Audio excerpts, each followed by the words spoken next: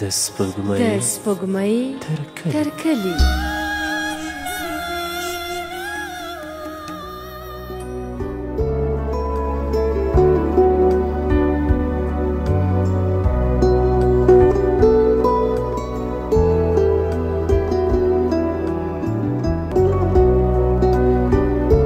سپوږمۍ تر کلي خپرونې قدرمنو دوستانو، د مینې او جګړې ناول 10مې برخې ته ښه راغلاست.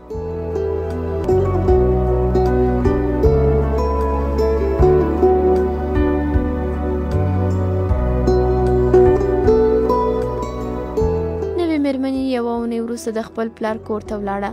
د عظیم له ورکېدو 2 میاشتې وروسته د یاسمین کورنۍ بې له دې چې څوک پرې خبر سي له پخواني کور څخه راکډه سول. د داسې بیړنۍ کډې کولو یو علت یې هم غلام رسول ډرایور و چې هره ورځ به راته او بې له دې چې د عظیم راتلو ته صبر وکړي د واده غوښتنه یې کوله. د یاسمین مور که څه هم ورته ویلي چې لور یې وړه ده، د واده نه ده، خو غلام رسول نه منله. په هغه ورځ یې ورته ویل که د جمعې تر ورځې پورې زما واده تیار نسي نو زه به خپله ښځه په زوره کور ته بیایم. ځکه خو د یاسمین مور بیړه وکړه، پرته له دې چې په لاهوري دروازه کې د خپل تره زوی کره احوال ورکړي راغلل. امام الدین ورسره مرسته وکړه، په کور کې یوه کوټه ورکړه. مشر زوی په چنداول کې له مستري سره شاګرد کړ. کشر زوی یې آصف او یاسمین یې بیرته په نږدې ښوونځیو کې شامل کړل. وروسته لطیف د یو بل سره په شریکه په چنداول کې د موټرو د ترمیمولو ورکشاپ جوړ کړ. خو د آصف په درسونو کې چندان خونده نه وه، یوازې به کامیابي ده. مور به ورته ویل کاشکې د آصف په ځای مې یاسمین زوی وای. یاسمین به خپل په ټولګي کې اول نمره یا دویم نمره وه. د نوي دولت پرله پسې فرمانونو د دوی د ژوند په سمون چندان اغېزه نه لرله. یوازې 9 نمره فرمان ته یې خوشحاله و، ځکه چې له هغې وروسته بیا غلام رسول ونه لید. آصف په سازمان کې شامل سو، هلته یې هم چندان پرمختګ ونه کړ. څه وخت وروسته له سازمان څخه هم وایستل سو، که څه هم له 12 څخه فارغ سوی و، خو کار یې نه و پیدا کړی. یو ځل د اوبو او برېښنا په وزارت کې ماموریت ورته پیدا سو. په 2مه میاشت یې نیمروز ته تبدیل کړ. نیمروز ته نه لاړ، بیرته بیکاره سو. زیات وخت به یې د کوڅې له هلکانو سره په سینماګانو او پارکونو کې تېراوه. ورو په چرس روږدی سو. ورځ به یې ټوله په تیمورشاهي پارک کې تېروله. له کوره به هم خوابدی و. د کور ټول لګښت د لطیف په اوږه بار و. آصف به چې هر کار ته ملا تړله، هغه کار به سرته نه رسېده. نورې له ژونده زړه تور سوی و. خو د ژمي په یوه سړه ورځ د هغه د بخت دروازه هم پرانیستل سوه. د ژمي دغه ورځ که ټول وطن ته د بدمرغۍ ورځ وه او څنګه یې چې د نور آرام ژوند په دوزخ بدل کړ، د آصف سرګردانه ژوند یې هم بدل کړ. د ښار په واټونو کې بهرانیان ګرځېدل. په هغه یخنۍ کې چې نورو به په ځانونو څادرونه پوښلي ول، روسان به د ښار په واټونو کې په اوبنیو دریشیو کې ګرځېدل. دوی خلکو ته بد کتل او خلکو دوی ته. چا به چې زیر ورته وکتل نو د کلشینکوف میل به د هغه په خوا ونیو. خلک د هغوی په خبرو نه پوهېدل، یوازې یوه کلمه به ترې واورېده: دښمن. د دښمنیو په دغه تریخ کنګل کې د آصف د بدمرغیو کنګلونه ویلي سول. د هم ترشي څنګل سپینه پټه وتړله او له نورو سره یو ځای د پښتونستان واټ د سړک پر غاړه ودرېد او په لاره ځینو تېرېدونکو لارویان به تلاشي کول. نه خو د ورسره ولاړ کسان پیژندل او نه هم نورو دی پیژنده. یو تن چې تر څنګل یې پټه تړلې وه او بې خوندغه روسي کلشینکوف په غاړه کې اچولی و، د ته رانږدې سو. ملګریه ته وسله نه لرې؟ آصف نه پوهېده څه ورته ووایي، بې له دې چې خبره وسنجوي. ویې ویل وسله؟ هو، وسله یو کلشینکوف مې درلود، بل ملګري ته مې ورکړ. نو چې داسې ده نو راډیو ته ولاړ سه، له ملګري تشکافت څخه کلشینکوف ترلاسه کړه. د راډیو تلویزیون په انګړ کې نور هم راټول سوي ول. داسې معلومېده لکه چې د اختر له لمانځه وروسته خلک یو بل ته اختر مبارکي وایي، یو بل یې په غېږو کې نیول. آصف نه پوهېده چاته ورغاړې وځي. حق پک ولاړ و. د نورو له خبرو پوه سو چې راغلي کسان یا زندانیان ول یا د حکومت له ویرې پټ ول. د هم خپل نوم د زندانیانو په لیست کې ولیکه. یو روسي نوی کلشینکوف یې واخیست او د شیر علي خان واټ د امنیت مسؤلیت ورته وسپارل سو. آصف څو ورځې وروسته په همدې سیمه کې د امنیت د رئیس په توګه وګمارل سو. خپله خور یاسمین یې هم د سابقه لرونکو مخفي ګوندونو غړي په لیست کې ونیوله. خو مشر ورور مستري لطیف یې دغه بد راوړی ګوندي غړیتوب ونه مانه، چې بیا وروسته د کپ د 3 نیټې د روسانو په ضد پاڅون کې ووژل سو. یاسمین د زده کړو لپاره تاشکند ته واستول سوه. د تاشکند په هوایي ډګر کې له یو بل افغان ځوان خلیل سره مخامخ سوه. په لومړي لیدنه کې یو بل ته زړونه وبایلودل. د هوایي ډګر په کانتین کې یې چای وڅښه. په لږ وخت کې دومره سره نږدې سول چې له یو بله جلا کېدو ورته د مرګ معنا لرله. خو چاره نه وه. یاسمین باید په تاشکند کې د 6 میاشتو لپاره پاتې سوی وای او خلیل د 1 کال لپاره په کیف کې د پوځي زده کړو لپاره استول سوی و. خلیل په مسکو کې د خپل یو دوست پته او د ټلیفون نمبر ورکړل چې وروسته له همغې لارې د یو بل پتې پیدا کړې او بیا د دواړو لویه بوختیا یو بل ته د لیکونو او عکسونو استول. یاسمین له زده کړو وروسته کابل ته راغله او د خلیل د راتلو شیبې یې شمارلې.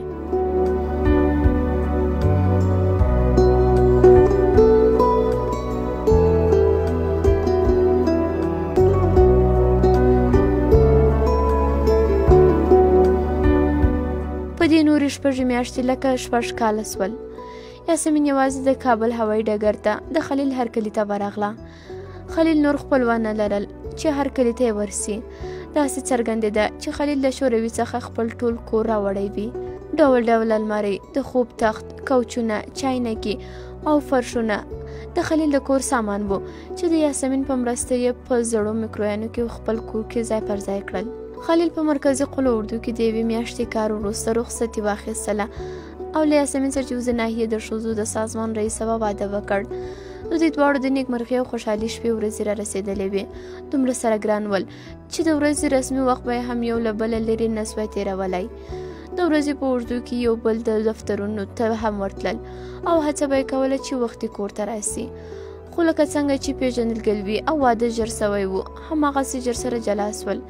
4 میاشتې وروسته خلیل خوست ته واستول سو او 20 ورځې وروسته یې د مرګ خبر راورسېده. د خلیل مرګ د یاسمین زړه مات کړ. د زړه له کوره یې د ځواني ولولو کډه وکړه. نور خپلې دندې ته نه ولاړه او د ناروغۍ په بستر پرېوتله. جنرال آصف واده کړی و او خپله مور یې له کوره شړلې وه. مور یې له خپلې یوازینۍ لور یاسمین سره اوسېدله. د لور له زېږېدنو وروسته یاسمین دولتي دندې ته ستنه سوه او د پوهنې په وزارت کې وټاکل سوه. ظاهرا داسې څرګندېده چې یاسمین خپل پخوانی د خوښۍ ژوند بیا پیل کړی دی. ښکلې جامې به یې اغوستې او سینګار خو به یې نورو نجونو او میرمنو ته د الهام منبع وه. خو په زړه کې د خلیل مینه ساتلې وه. د هغه په شوروي کې اخیستل سوي عکسونه د هغې د نورو مینانو د پرله پسې غوښتنو سره سره د میز له سره راکوز نه کړ او نارینه ساتي چې د خلیل د لاس نښه وه تل په لاس و.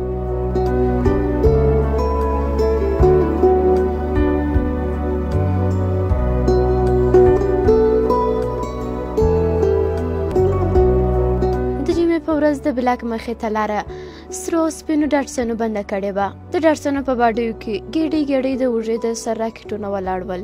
څو کسو ټوپکوالو چې پلنګې د ریشې یې اغوستې وې د موټرونو شاوخوا ګرځېدل. د بلاک مخې ته ماشومانو د نور کله په څېر لوبې نه کولې. د موټرونو په راتلو سره څوک خپلو کورونو ته ولاړل او نور هم د بازار لاره ونیوله. د بلاک په برنډو کې هم څوک نه تر سترګو کېدل. خلکو د تلاشۍ له ویرې په خپلو کورونو کې موجود کتابونه او نور سندونه د باندې غورځولي ول او ځینو د خپلو ماشومانو او میرمنو په مرسته د بلاک تاکوي کې ځای پر ځای کړي ول. د بلاک خواته تېرېدونکو کسانو به د موټر په لیدو بلې خواته لاره چپه کړه. یو له بله یې د وسلوالو کسانو په اړه پوښتنې کولې خو هیچا سم ځواب نه درلود. وروسته څرګنده سوه چې راغلي ټوپکوال د شکور میلمانه دي. شکور له برنډې څخه په خپل زوی چې له ټوپکوالو سره خبرې کولې غږ وکړ: اباسینه میلمانه راوله، تاسې په موټرو پام کوئ چې څوک ورنږدې نه سي. د شکور د څېرې په څېر دا ځل د کوټه هم بدله سوې وه. کوچونو او میزونه بلې کوټې ته وړل سوي ول او په کوټه کې سرې توشکې چې په سپین کرښې کرښې پوښونو پرې غوړېدلې ول هوارې وې. د تلویزیون په المارۍ هم سپینه پرده غوړېدلې وه. د قبلې خواته په درویو جاینمازونو کې د کعبې شریفې انځور پرې کښل سوی و، راځړېدلي وو. د المارۍ په سر پخواني عکسونه لرې کړل سوي ول او پر ځای په دیواله یو لوی تصویر راځوړاند و. په تصویر کې یو میرمن په رهیر کې د پرانیسته قرآن کریم په تلاوت بوخته وه. بل څنګ ته یې سپین ږیري سړی په یو دلدل آس چې وزرونه یې پرانیستي ول سپور و. په سر یې لیکلي ول: یا غوث العظیم دستګیر مدد. ورسره د شکور څېره هم بدله سوې وه. د هاشم سره د لومړي ځل لیدنې په څېر یې پکول په سر و، خو داسې معلومېده چې له هماغې ورځې راهیسې یې ږیره نه وي خریلې. تورې او سپینې ږیرې یې څېره هم بدله کړې وه، داسې چې ډېرو دوستانو یې په لومړي نظر نه پېژانده. ویلای سوی چې ږیره یې نیمه توره او نیمه سپینه وه. په پکتیا کې د تور او سپین ګوند په باب پر روایت دا هم راغلی دي، وایي چې د پکتیا خلکو د استقلال په جګړو کې انګریزانو ډېر وارخطا کړي ول، نو د دوی په منځ کې د نفاق اچولو لپاره انګریزانو د سیمې خلکو ته کشکره ښکاره کړه او ورته یې وویل چې هر څوک هوښیار او پوه و نو وبه وایي چې په دغه مرغه کې تورې بڼه کې زیاتې دي که سپینې. ځینو ویل تور رنګ پکښې زیات دی، خو نورو بیا ویل چې نه، د کشګرې په بڼکو کې سپین رنګ زیات دی. وایي چې له هغه وروسته د کشګرې د تور رنګ پلویان تور ګوندیان سول او دا نور یې سپین ګوندیان. د شکر د ږیرې په باره کې هم د میلمستون په کونج کې د ناستو میلمنو پټه مشاجره روانه وه. یو ټوپکوال چې ټوپک یې تر کیڼ زنګون لاندې ایښی و، دا بل ته ور په غوږ سو. شکر له ږیرې سره ډېر ښایسته ښکاري. هغه ورته وویل تور خر نه سپینېږي. شکر چې له هاشم سره په خبرو بوخت و، د دوی خبرو ته یې پام سو، ورته ویې کتل. سم و چې د ناستو کسانو خبرې یې اورېدلې. شکر ته یې وویل ولا دا ږیره خو ډېره ښه در سره ښکاري، خو مطلب یو تاوان دې پکښې کړی دی. یو بل ټوپکوال له کونج نه راږغ کړ څه تاوان یې کړی دی؟ سمود په معنا لهجونکې لهجه وویل مطلب دا دی اصلي څېره یې ښودلې ده. د شکر رنګ ژړ سو، په وارخطایي یې پوښتنه وکړه څنګه اصلي څېره؟ سمود مسک سو ویې ویل تر اوسه ځوان معلومېدې، مطلب پوه سوې که پوه نه سوې، اوس معلومه سوه چې سپین ږیره یې. د څنګ سړي یې مخ ور واړوه که څنګه اولاد داسې نه ده؟ نه اوس یې هم په ږیرې کې تور وریښتان زیات دي. سمود یو ځل بیا شکر ته ځیر سو، ویې ویل نه سپین ږیره سوی دی، مطلب سپین وریښتان زیات دي. یو بل د عبدالله خبره تایید کړه یا نام د خدای ځوان دی، ټول وریښتان یې تور دي. یو بل د دروازې له خوا غږ وکړ شرط تړې؟ نه سپین زیات دي، تور زیات دي. یا خو د دوی دا مشاجره د چلمچي او بدنۍ شرنګهارو وشلوله. لوی سور رنګه د سرخان هوار سو، ډول ډول خواړه کښېښودل سول چې زیاتره میلمنو نه پېژندل، نه پوهېدل چې اول په کمه خوړلو پیل وکړي. یو بل ته یې کتل. شکر لا په دهلیز کې و او د میوو لوښي راوړل. میلمنو په لویو ګردو مجموع کې د وریجو په خوړلو پیل وکړ. عبدالشکر ورسره مرسته وکړه چې په کوچنیو لوښو کې وریجې وویشلې او د هر یو مخې ته یې کښېښودې لکه چې د مخه ټاکل سوي وي. د ډوډۍ له خوړلو وروسته ټول پاڅېدل. شکر او قومندان هاشم په یو موټر کې کښېناستل. موټر د قرغې د بند په لور حرکت وکړ، خو د قومندان نور ملګري په نورو موټرونو کې ولاړل او له دوی سره یې ملګرتیا ونه کړه.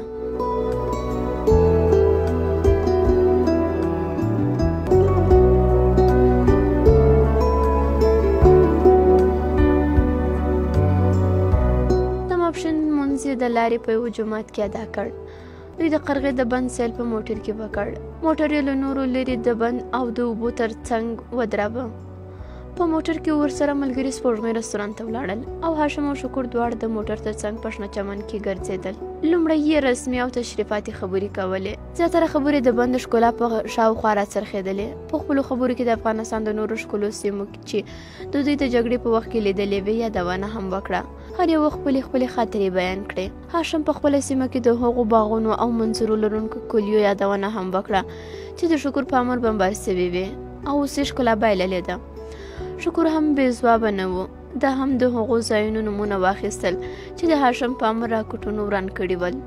د په کابل کې د تېرې میاشتې جګړه یاده کړه چې د کابل بابر بند پکښې ویجاړ سو. خو د دوی دواړو خبرو نه د ګیلو بڼه لرله او نه یې هم دا هڅه کوله چې یو بل ملامت کړي. پس هسې خبرې تر خبرو پورې یادېدې. شکر په خندا ورته وویل یاره قومندان صاحب، په زړه کلا کې خو دې ډېر خلک بلې دنیا ته ولېږل. هاشم په مسکا وویل څه کوې، د تاسې خو په ګټه وه. څنګه؟ هاشم په هماغه انداز وویل زما له هرې وژنې سره د تاسې د تبلیغاتو د تبر څوکه تېرېدله. شکر د تایید په علامه سر وښوراوه. هو وله دغسې خو ده، خو په شینکي کلي کې زه عمیقا متاثر سوم. چې هاشم څه ونه ویل، د پوښتنه وکړه رښتیا هغه دې ولې ټول داسې په یوه ځای تر تیغ تېر کړل؟ هغه مسله ماته تل مورد سوال ده. ورکې که هغوی ډېر په غوسه کړم. په هغه وخت کې مې دا د مشرې ښځې کوچنی زوی ډېره باندې ګران و. هغه یې د ځمکې په کومه معامله کې په ټولو سره وهلی و. زه هم په هغه ورځ ډېر ستړی وم. غوسه راغله، ټول مې ووژل. هاشم دا خبرې په داسې انداز کولې لکه چې د خپل ژوند یوه په زړه پورې خاطره بیانوي. شکر وخندل. ژوندی خو دې یې، ښه سیاست خو دې وچلوه. قاطعانه برخورد چې هر څوک ولري په صورت قطع د تایید وړ وي. پوښتنې مه کوه، تا هم د مړو حساب یو خدای ته معلوم دی، خو دا دعا کوه چې نامعلومه قبرونه را برسېره نسي. شکر د بند د اوبو په منځ کې د موټر په ټیوب یوه سپاره کس ته په ځیر ځیر وکتل. داسې یې ښودله چې د هاشم خبرې نه اوري، خو هاشم پرېښودونکی نه و. ولې داسې خفه سوې؟ دا خو مې د عینې یو کونج درته وښود، که ټول مخ پکښې کې وینې څه به وکړې؟ شکر چې هماغسې اوبو څه کتل. دا زما او ستا جګړه نه وه، دواړه اقتصادي او اجتماعي فارمیسیونونه وو، یو د بل د نابودۍ په جهاد کې فعال وو. دا چې کوم یو دې ملامت سي رهبردونه معلوم نه دي. هاشم څه ونه ویل. شکر په نصیحت ورته وویل، ورکې کړه قومندان صاحب، آینه مه راخله، ښه به دا وي چې عینې په ګډه سره ماتې کړو. قومندان د روغې په علامه لاس ور اوږد کړ. واچوه، دا خبره مې دې خوښه سوه، عینې به داسې زرې زرې کو چې هېڅوک ځان پکښې ونه ګوري. شکر وویل، په دې جهت کې موږ باید یو کامل تفاهم ته ورسېږو. دواړو لاسونه ورکړل. شکر په خندا وویل، د پوښتنې سړی د خدای په دې ملک کې نه پیدا کوي، جواب مواب له کومه سي، د ډېرو حقوق تلف سوي دي. هاشم په ټوکه وویل، رښتیا په مټینګو کې د سخت تبلیغات راپسې کول چې هاشم مزدور دی، هاشم غوبه دی، خپلو رهبرانو ته مو هم پام نه و چې د بل په ټوک رالوی سوي دي. دواړو وخندل. هاشم پسې زیاته کړه، مزدور مو سپکاوه، بیا مو د کارګر او مزدور نارې هم وهلې، بلا خلک وي. شکر په خندا وویل، هغه لکه ستا نارې د نورو لپاره وې، نه د ځان لپاره. اوس به د عینو غم کوو چې کومه روغه پاته نسي. دواړه په خندا موټر ته وختل. شاوخوا ناست خلک د دوی د موټر په دوړو کې پټ سول.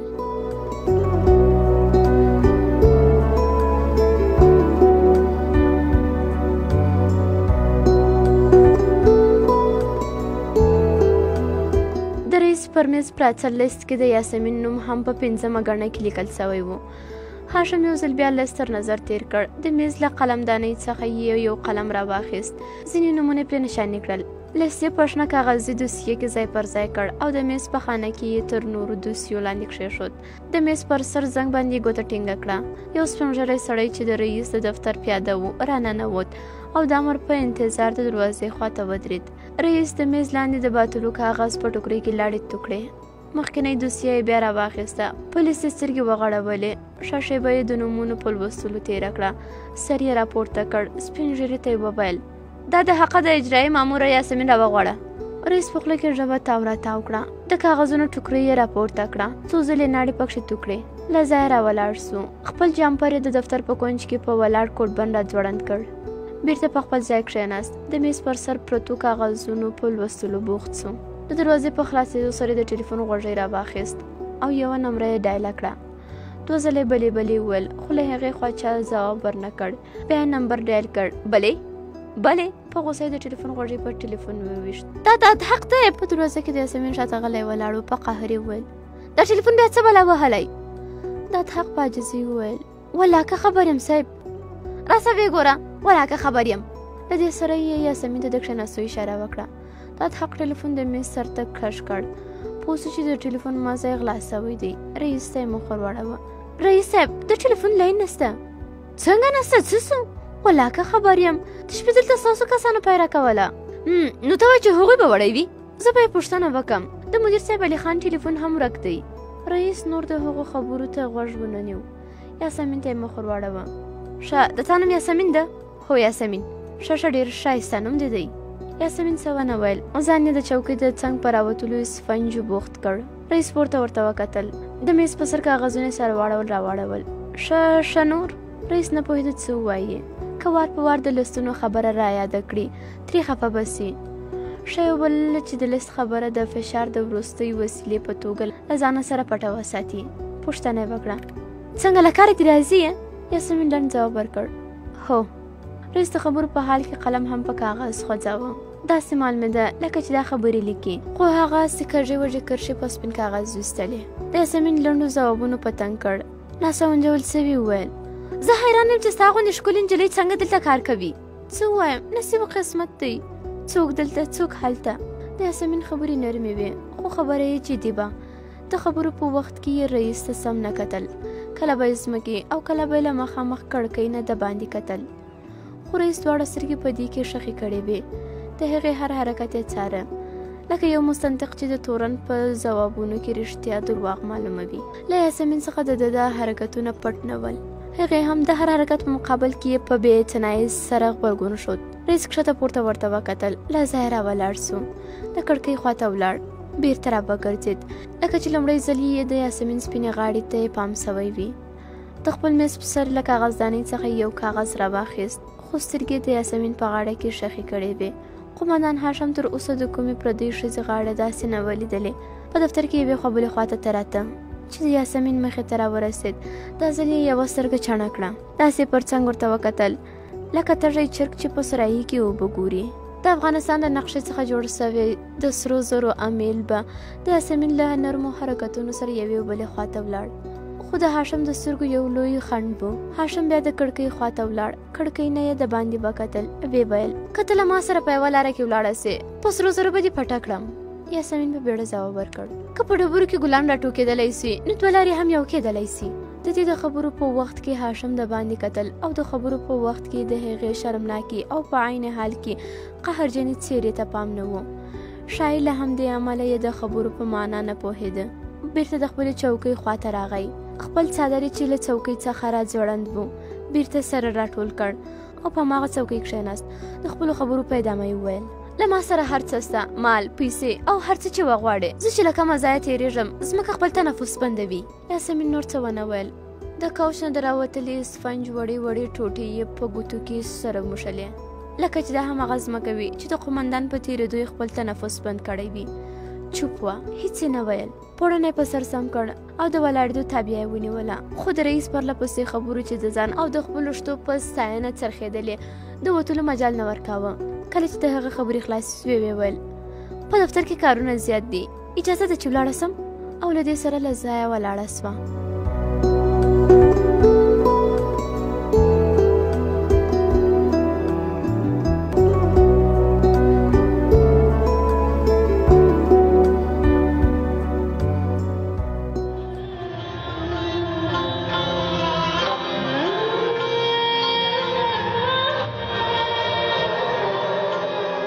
د سپوږمۍ تر کلي